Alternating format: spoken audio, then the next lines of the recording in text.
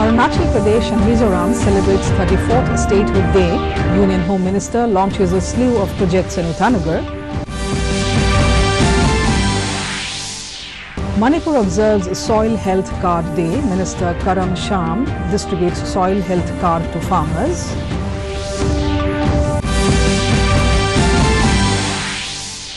National Commission for Safai Karmacharis Chairman Manhar Valjibhai reviews welfare schemes at Kohima.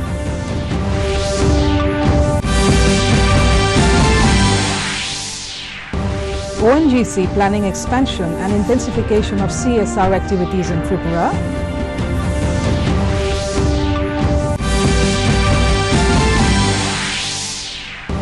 And Divya Kakran wins gold medal at Asian Wrestling Championships.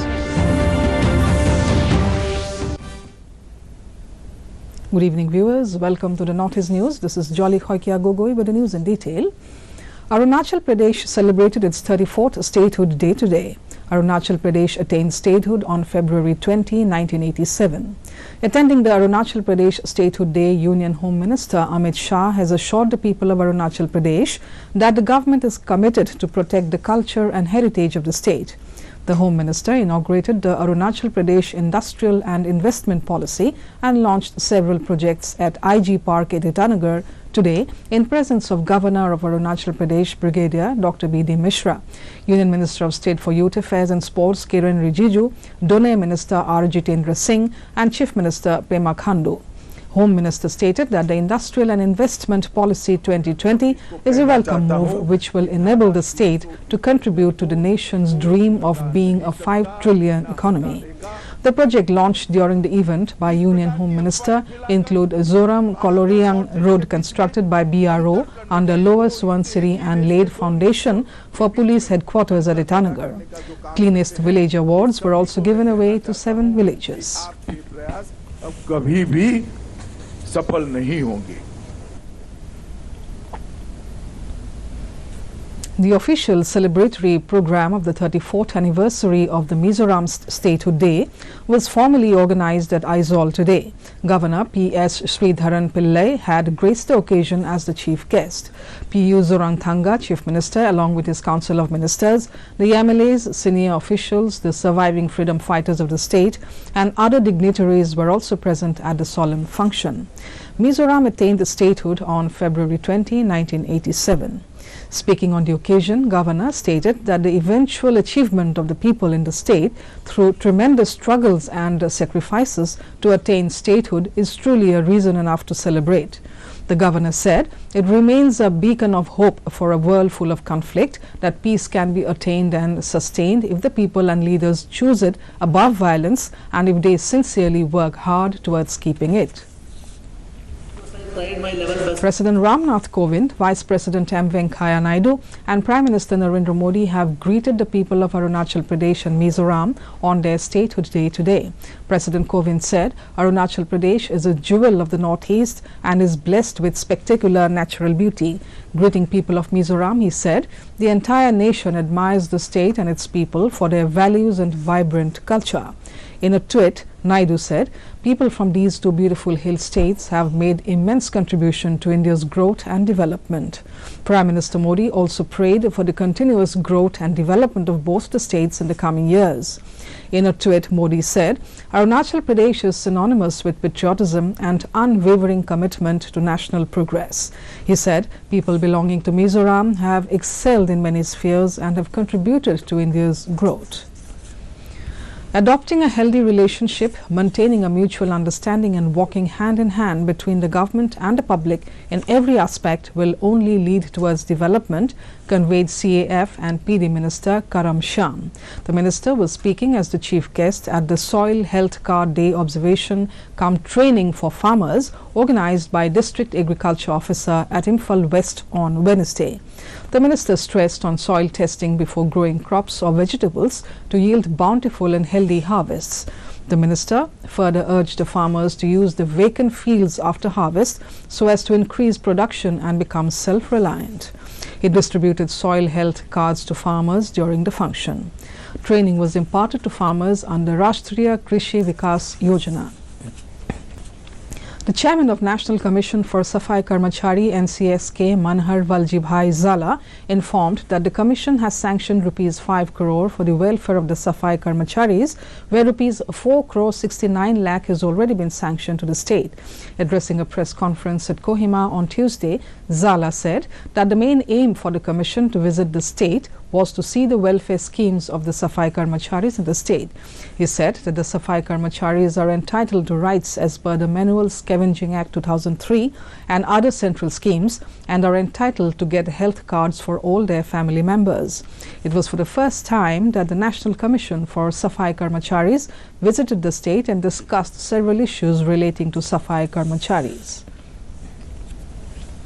ONGC has been suffering a loss of 1 crore rupees daily in the form of wasted natural gas since last few months because of the shutdown of a power generating unit in Palatana project near Udaipur. Interacting with media, the chairman cum managing director of ONGC, Shashi Shankar, said that they hope for reoperationalize the unit on March 14 next and then augment gas production in the state for possible utilization in the Monarchak power project as well in the Indradhanush project of Northeast. He added that the utilization of gas found in Tripura is being considered so that the corporation gets its due returns on investment. The CMD said that the ONGC Tripura asset has been spending 8 crore rupees annually on performing corporate social responsibility, on social welfare schemes, and on creating social infrastructure. World Heritage City, Pink City, Jaipur is a favorite city for tourists. A large number of domestic and foreign tourists visit the historical heritage of the city. One of the heritage sites is Hawa Mahal. Hawa Mahal, located in Pink City, Jaipur, was built in 1799 by Maharaja Sawai Pratap Singh, and the design of Hawa Mahal was designed by the famous architect Lalchand Usta. A special thing about the design of this unique building is that the tourists may feel cool environment here in the summer days. Hawa Mahal was mainly built for the women of the royal family. The royal family's queens and women used to look at the processions and riders in the city markets on the occasion of Tej festival from the windows.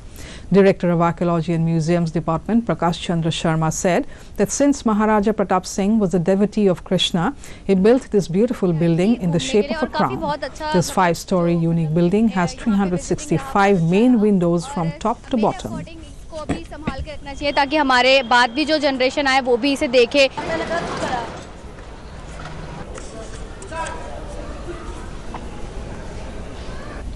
इस भवन की जो ऊंचाई है लगभग 87 foot है और 365 इसमें खिड़कियां बनाई हुई है जो बहुत ही स्थापत्य कला का बेजोड़ नमूना है। The Kamakhya temple is considered as one of the celebrated religious centers of the world. The temple is situated at the top of the Nilachal hill in Guwahati city, which speaks volumes about the rich historical treasures.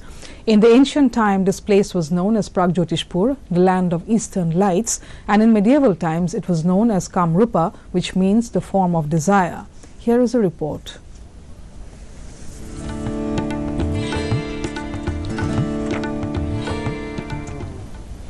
The Kamakhya temple had been built in reverence to goddess Kamakhya or Sati, who was one of the numerous manifestations of goddess Shakti. This temple is one of the oldest sites among the 51 Shakti Pithas. Ma Kamakhya is mentioned in Kalika Purana as the most important goddess of tantric worship and is referred to in the text of Mahamaya, the goddess of illusion. These age-old temples are classic examples of brilliant late medieval Indian brick architecture. There is enough archaeological evidence about the temple of 8th and 9th century. The temple origins are pre-Aryan. Religious literature tells us that the temple of Kamakhya was built with stones by Kamdeva with the help of Vishwakarma. The temple has rich archaeological evidence like scroll motif of the Gupta period and the temple sculptures of 8th-9th century on the body of the temple. Main garbhagriha enshrines fertility like stone and water. That is also non-anthropomorphic worship of a prehistoric period and of local Hindu, local indigenous people. Being the center for Tantra worship, this temple attracts thousands of Tantra devotees. The Kamakhya temple is one of the most astounding structures not only in Assam but also in the whole India.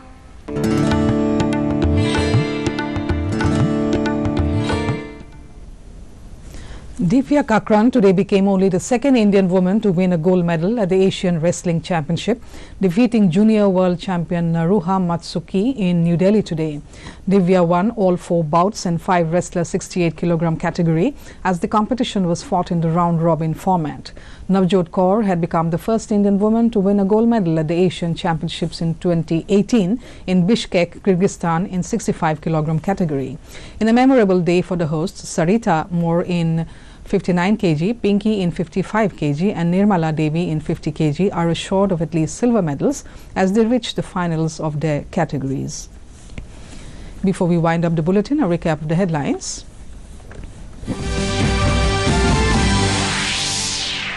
Arunachal Pradesh and Mizoram celebrates 34th Statehood Day. Union Home Minister launches a slew of projects in Itanagar. Manipur observes the Soil Health Card Day. Minister Karam Shyam distributes a soil health card to farmers.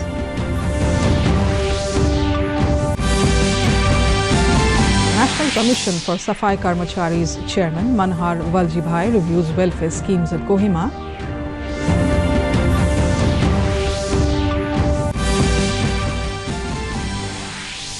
ONGC planning expansion and intensification of CSR activities in Tripura.